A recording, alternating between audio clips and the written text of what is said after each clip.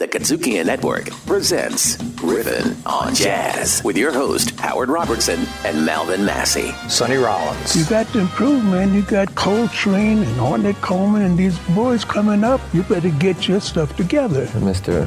Miles Davis. White people are funny. In America, they thought that I just woke up one morning and had the blues and started playing the trumpet. But it don't go like that, and you can't explain that to them. Miles was able to make something that was wrong into something that was right. Now they know. I'm not an accident. Riffin' on Jazz.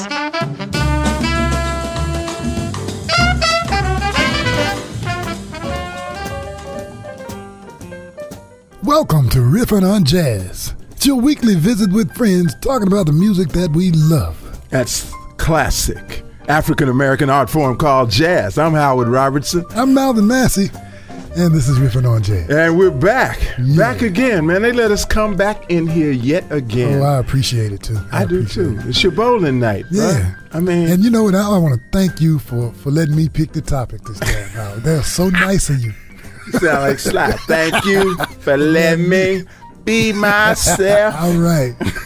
No, after you told America that I bullied you, well, I mean, that really hurt me, man. I had to go home and get over that. It came to be a good idea, though. The guitar players, that was fun. Okay. That was a lot of fun.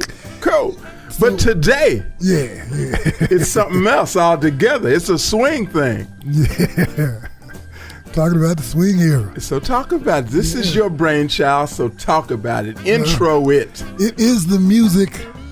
Actually, it was considered 1935 to 1946 was the classic swing era. Mm-hmm. And everybody remembers those artists, Count Basie, Duke Ellington, Glenn Miller. And some people Goodman. don't know about that. We're going to introduce them to. Oh, yeah. The cat from right here in Memphis, Tennessee, as a matter of fact. That's exactly right. And we're going to get to him. But you know what, Malvin? There's nothing that we love more than when people tell us how much they love listening to riffing. Yes. But most importantly, when they say how much they learn listening to riffing. Because, you know, for us both, man, at the end of the day, that's all it's about. It's about informing people so they know what jazz is all about. Right. Exactly. Right. And if we can give them a little something, we know they love the music, and that's very cool. But if we can inform them to whatever degree, it's all worth it. So, you know, when we go all the way, we're not going to go all the way back because we don't have time to do that. But jazz, of course, coming up from New Orleans, big band, the bands were growing as they were coming up from New Orleans. And Louis Armstrong had moved up to Chicago, and he was doing a bluesy, jazzy thing up there. Brought his influence up there. But it was back in the 20s as the bands were getting bigger and they were dropping the tubas and the banjos and picking up guitars and bass, upright basses. Right. These cats started adding musicians, adding horns into it. And it came about that the music started catching on. And it was a big presence on the stage. Yeah. I mean, these were big bands. So, you know, you had to do something. I mean, it's not right to have, 30 people on a stage and, there not being some action and activity going on. And we are going to start out with a band leader that few people recognize or know about or know how much of an influence he was on the whole swing era and the whole genre of swing. And he is very near and dear to us because he is from our hometown of Memphis, Tennessee. And he did what he did with some very unlikely band members. When we are going to listen to a cut called Rhythm Is Our Business, and it is by none other than Jimmie Lunceford. We'll be back to tell you a little more about this gentleman right after this. Check it out.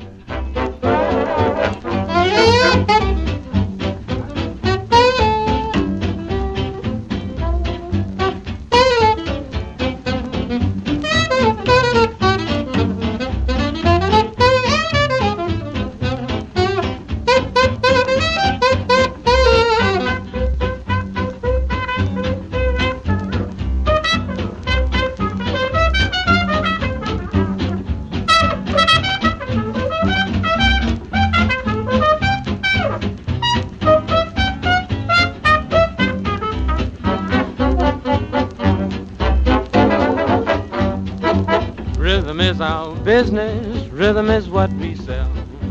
Rhythm is our business, business show is swell. Now if you feel blue, rhythm's what you need. If you got rhythm, you're sure to succeed. Rhythm is our business, business show is swell. He's the drummer man in the band. In the band. Crawl beats on them drums. In the band. In the band. Oh, when he does tricks with sticks, the boys in the band all play hot licks. He plays saxophone in the band. In the band. Joe plays the saxophone in the band. In the band. Oh, when he goes up that scale, see the pop doo da doo da da.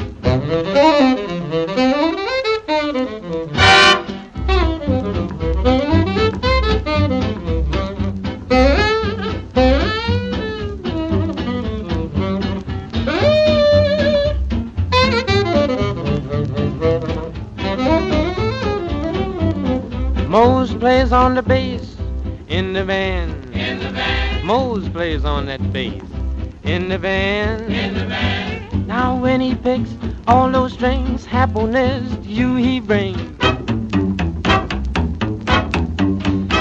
He blows on the trumpet in the band. In the band. Steve blows all that trumpet in the band. In the band. Oh, he's the guy, hits him high, makes you think he's in the sky.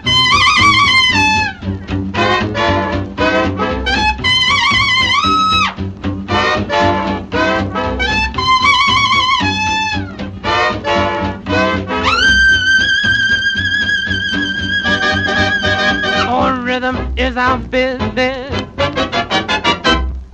The great Jimmie Lunceford. Now, that's how he used to start his shows, by the way. Oh, okay. Yeah. Okay. Rhythm is our business. All right. Now, Jimmie Lunceford, and you fill in, please, Yes. Yeah, because you well, know much more about him than I do. Born in Mississippi, 1902, comes to Memphis. His mom was a better than average organist. And I think they end up moving like to Denver, and he studied music out there, specialized on alto sax and all of that. He ends up coming back to Tennessee to attend Fisk University, and he ends up back in Memphis as the coach at Manassas High School. Now, ladies and gentlemen, Memphis, Tennessee had 2 black high schools, only 2. And Manassas was one of them, and so he ends up as the coach. So how did he become the band director? And then he created a band without any help, except for his brothers from Fisk University. Okay. And he created the band. It was the first high school band in Memphis, in the Memphis City School He was the system. first band director. First band director, white or black, in Memphis. In the Memphis City School system. And he put that band together with the help of some of his friends from Fisk University. Mm-hmm. And man, he trained these guys, these musicians. It's just like the legend of these were high school kids. These were high school kids. Let's not get confused. These were high school students. Yeah, and we remember now. And their band it wasn't a marching band. It was a jazz band. We're talking about Manassas High School, band. where George Coleman and Harold Mabin and all these cats came from. Mm-hmm. Isaac Hayes. Yeah, but this was the first band class there. He took these cats and made a swing band out of them and took them to the Cotton Club in Harlem. Wow. There where Duke Ellington and Cam Calloway and all of them were playing. Wow. And they were just as good. They started standing by section. Jimmie always made sure that they were dressed in tuxedos, always sharp to the nines. Mm-hmm. They started standing by sections as they soloed, as each section played. They had antics going on. They told jokes. They did dance routines. They did and stuff, all kinds of stuff, man. And they created that move of swing music. So they just weren't 30 cats static on stage. No. They were just playing. Stuff. They were moving. They were doing things. And that was so they were contemporaries of Duke and Cab and all of them, but that was their contribution. That when they came up there with all of those antics and things, it's like, okay, let's do that too. And everybody started doing it. So there's some aspects of this. We're going to get into the next cut by Jimmie Lunceford. I want you to listen for something. It's called Tain't What You Do. And I want you to listen for these elements of swing that you're going to hear throughout the show. Okay, Yeah. it's the rhythm, it's the beat, the rhythm. It is the section, Playing by sections. playing by sections, right? And there's one other thing, baby. Call and response that we brought over here from the motherland. Call and response, and you'll hear all three in Taint What You Do. When I was a kid, about 3:30, my daddy said, son, come here to me. Says things may come and things may go, but this is one thing you ought to know. Take what you do. It's the way hot you do it. Take what you do. It's the way hot you do it. Take what you do. It's the way hot you do it. That's what gets reason. Mama, mama. Take what you do. It's the time that you do it. Take what you do. It's the time that you do it. Take what you do. It's the time that you do it. That's what gets reason. Oh. You can try hard. Don't mean a thing. Don't mean a thing. Take it easy. Greasy. Then your job will swing. Oh, and take what you do. It's the place that you do it. Take what you do. It's the place that you do it. Take what you do. It's the place that you do it. That's what gets reason.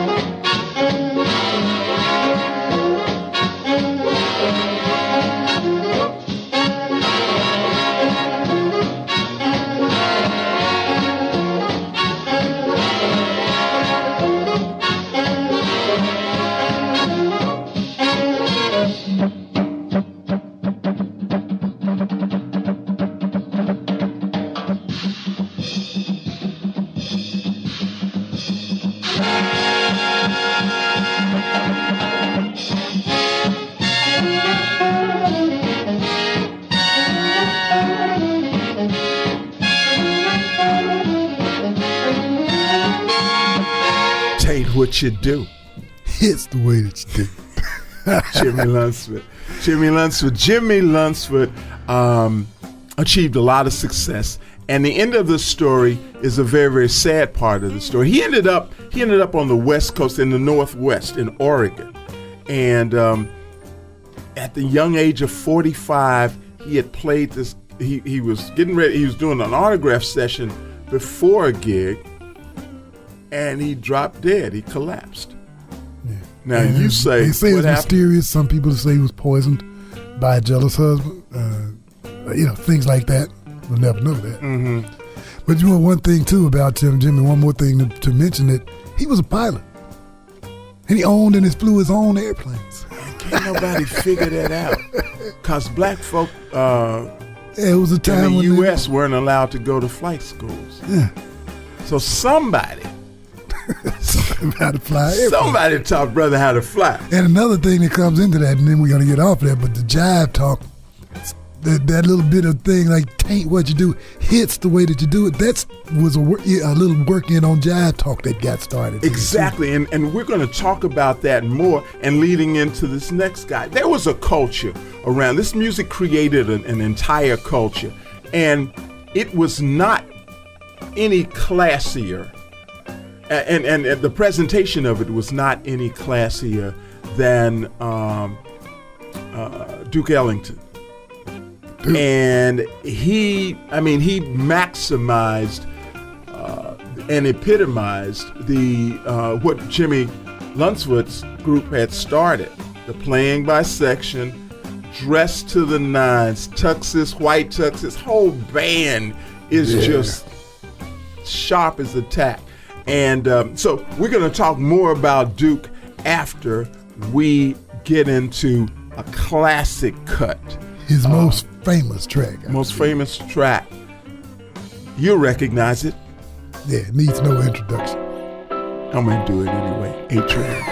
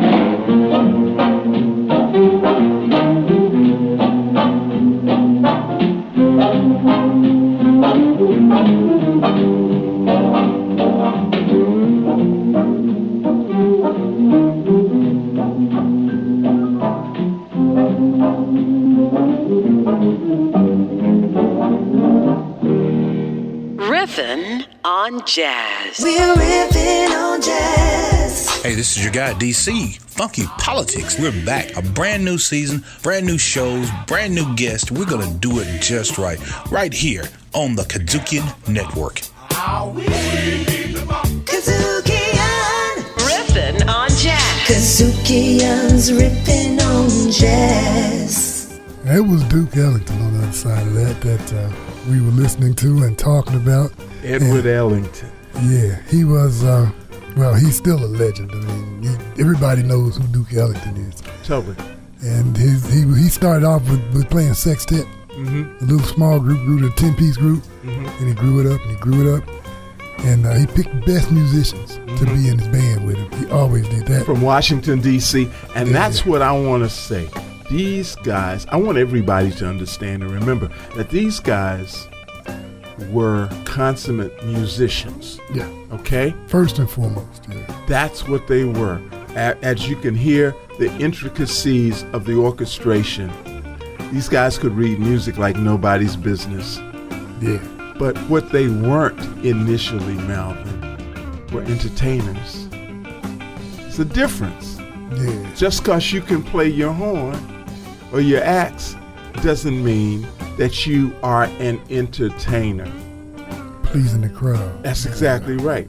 So these band leaders, to show you how they fed off of each other, these band leaders, Duke Ellington and Calloway, who we're going to talk about next, played in the Cotton Club. Well, when they left the Cotton Club, guess who came in? Jimmie Lunceford and these young kids from Memphis, Tennessee came in. And they were exposed, they were all exposed to each other. So some of the things that they saw Lunceford's group do, they did from an entertainment perspective, because you got a band full of seasoned musicians. They used to sitting there reading and playing. Yeah. Don't ask them to tell a joke. Don't ask them to sing. They're all in the musicians union. Okay? That's right. They don't get paid for that.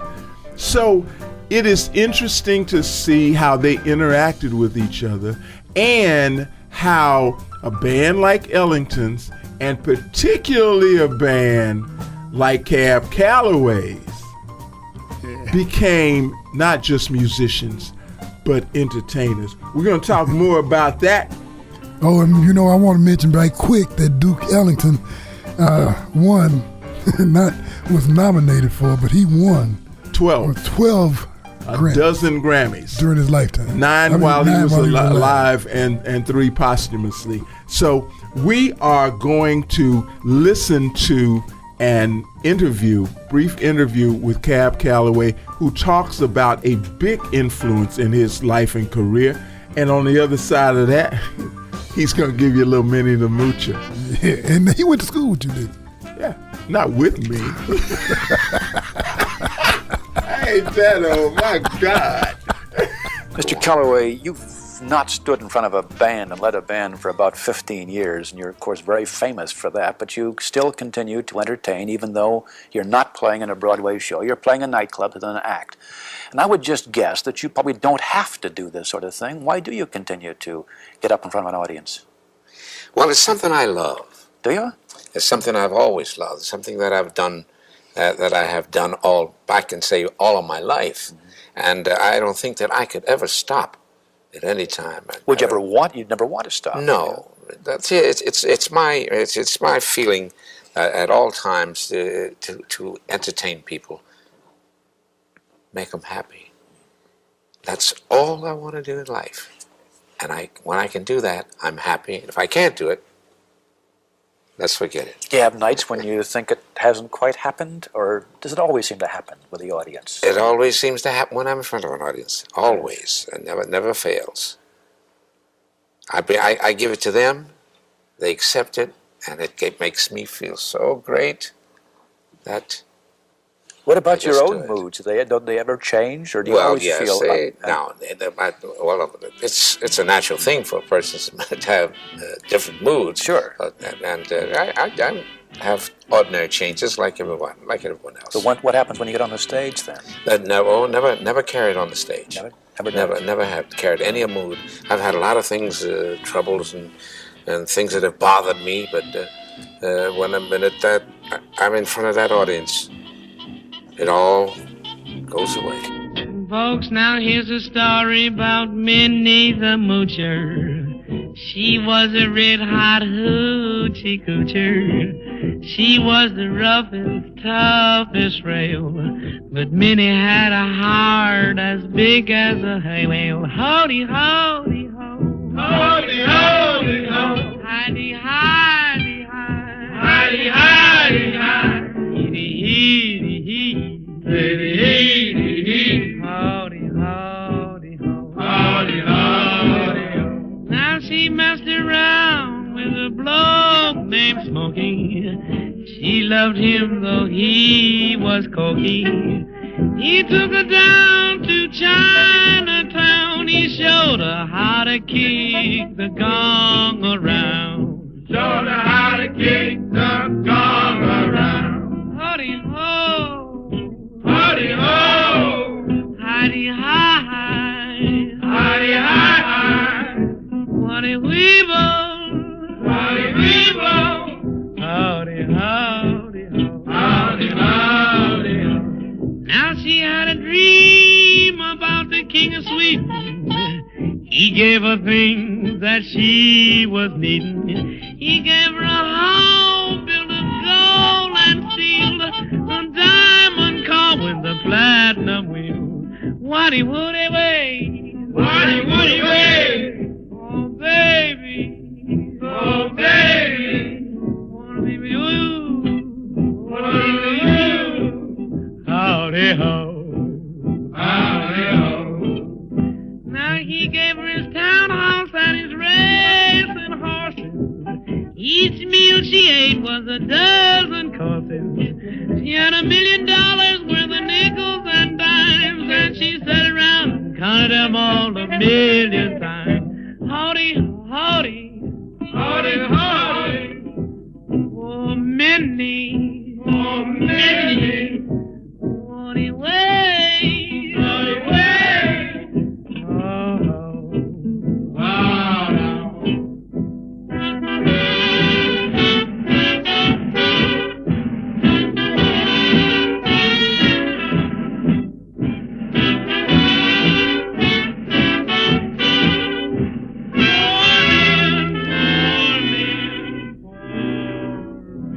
My man, Cab Calloway. Now, let's get this straight, Malvin Massey. Let's get something straight. No, I did not go to school with Cab Calloway. I went to the same school Cab Calloway attended, which is the Lincoln University in Pennsylvania, because he was from nearby Baltimore. Okay. And he went to Lincoln.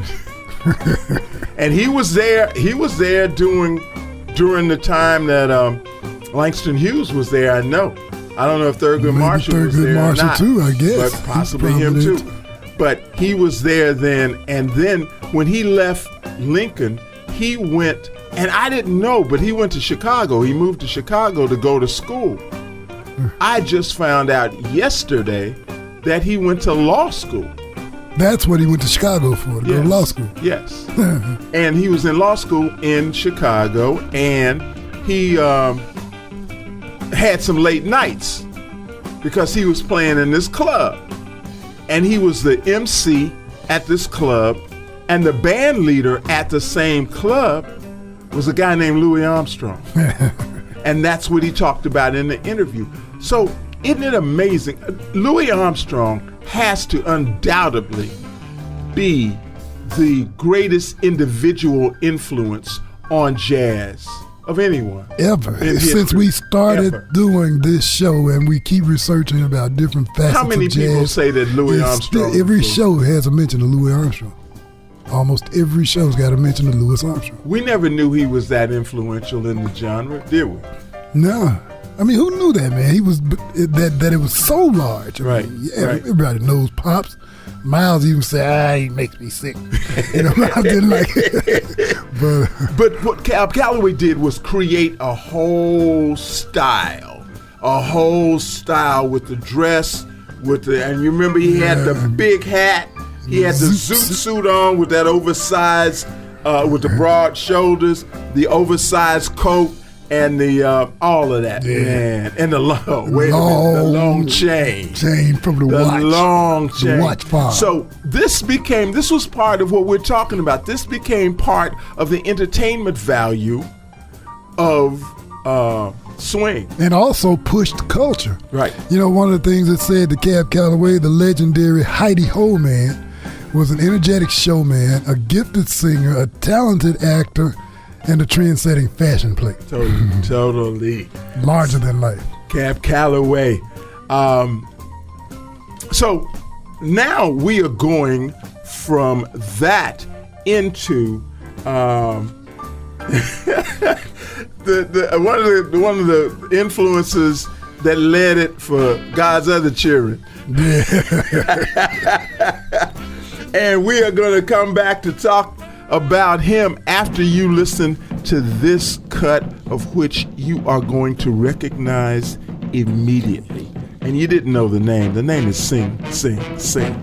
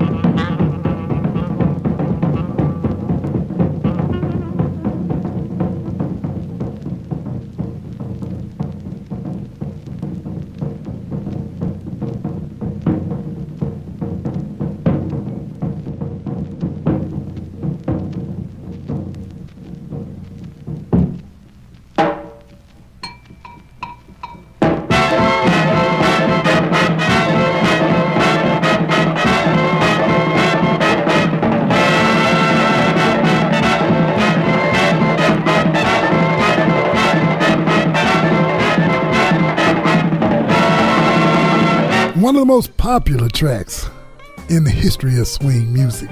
Sing. Familiar. And that was Bennie Goodman, of course. Actually, Benjamin David Goodman, born in 1909 in Chicago, Illinois. Extraordinary clarinetist, band leader.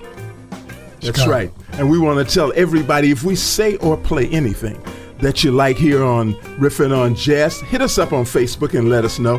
And be sure to check us out on Spotify. We're on Apple Podcasts, Stitcher, TuneIn app, or any of your other favorite podcast providers. You're listening to Riffin' on Jazz here on the KUDZUKIAN Network, and we'll be back after this.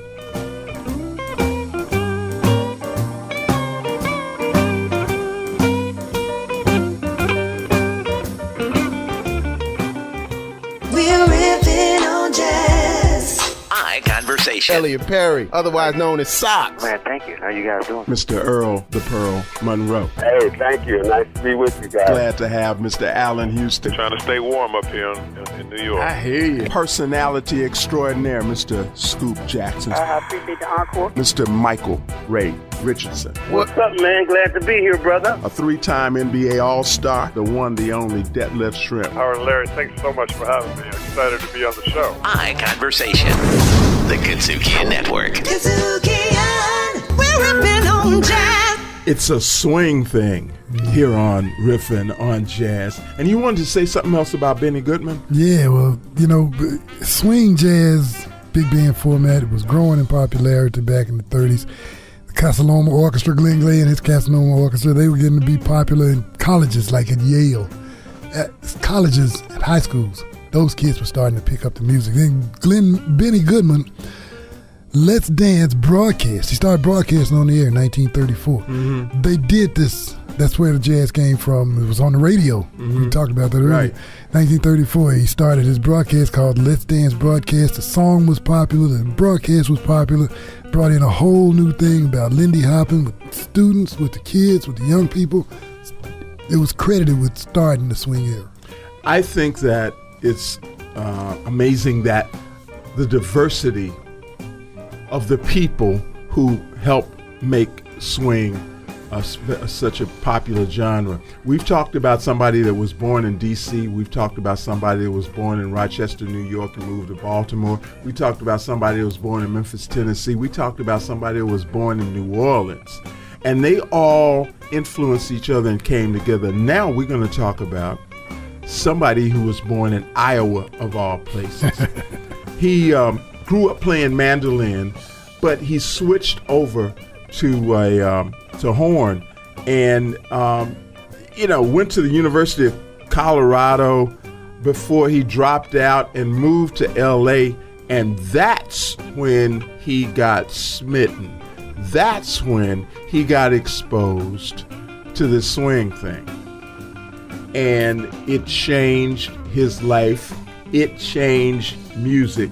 And we're talking about none other than Glenn Miller. And we're going to come back after you listen to one of the quintessential swing, jazz, big band tunes, In the Mood.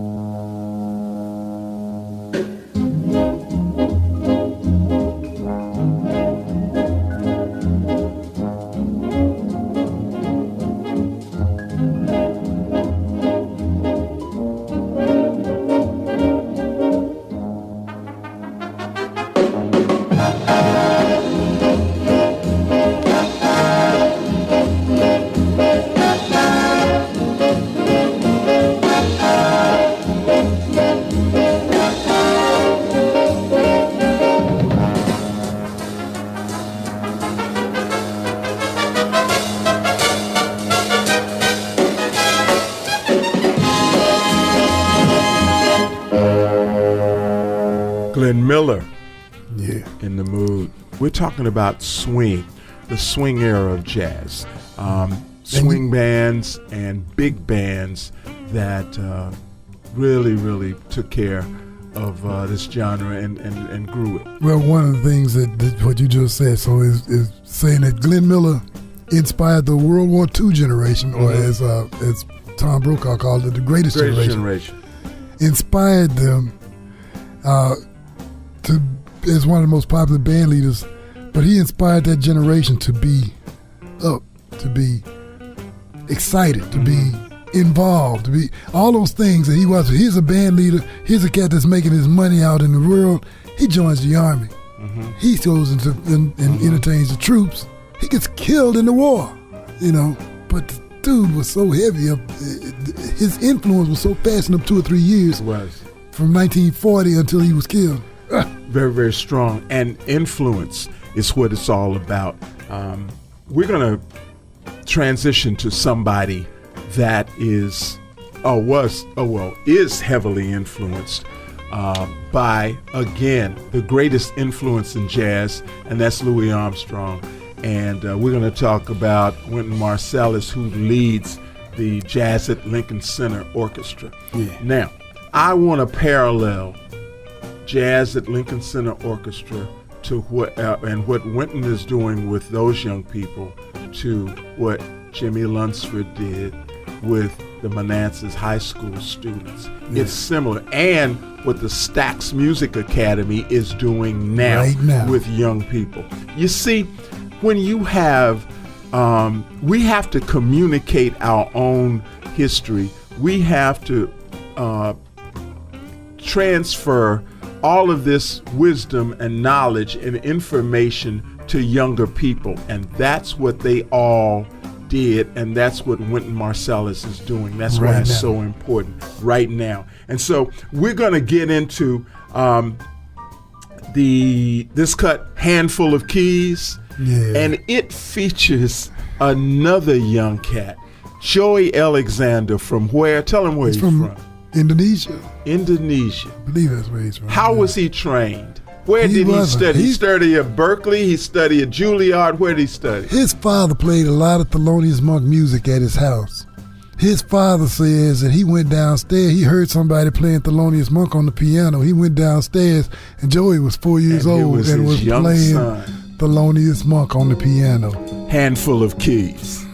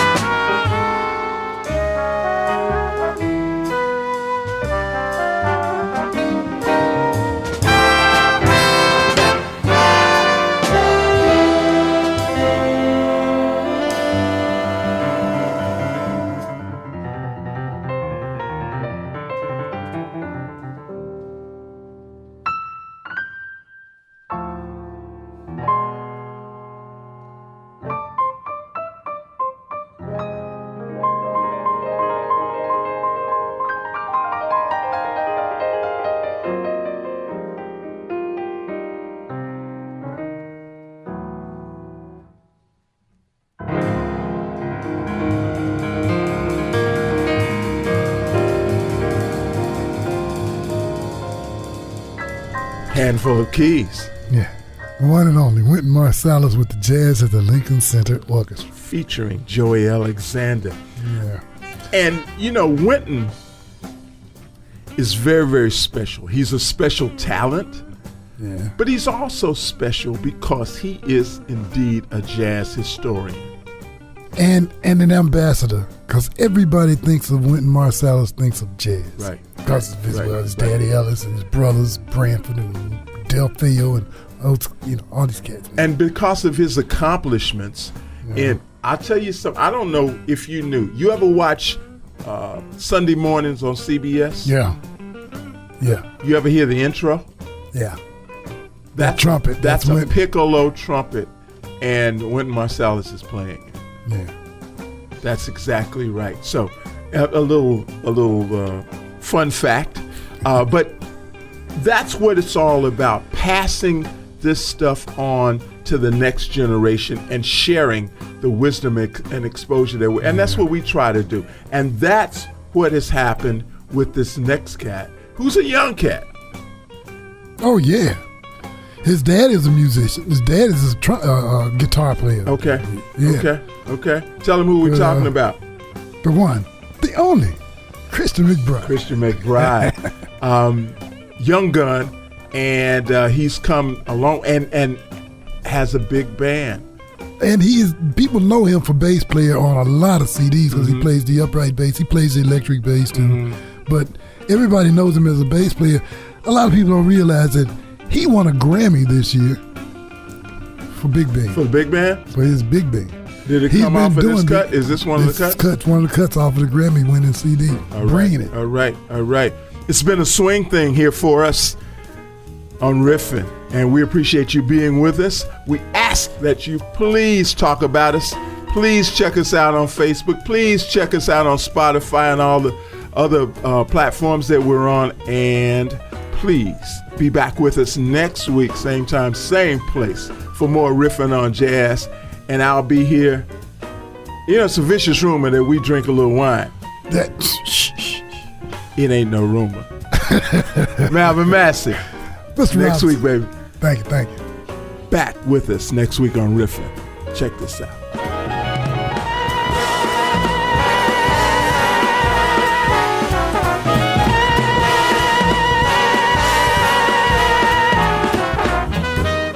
RIFFIN on Jazz. Executive produced by KUDZUKIAN. Co-host by Howard Robertson and Malvin Massey Jr. Music curation by Howard and Malvin. And recorded at KUDZUKIAN Studios. RIFFIN on Jazz. Part of the KUDZUKIAN Network.